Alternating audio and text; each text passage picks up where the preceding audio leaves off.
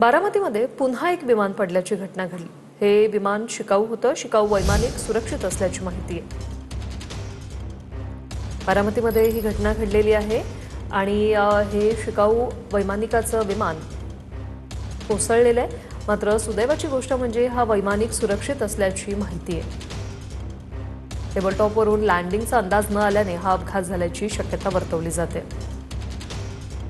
किती वाजता हे पडलं विमान? 8:30 वाजले असतील का हो सर? 8:30.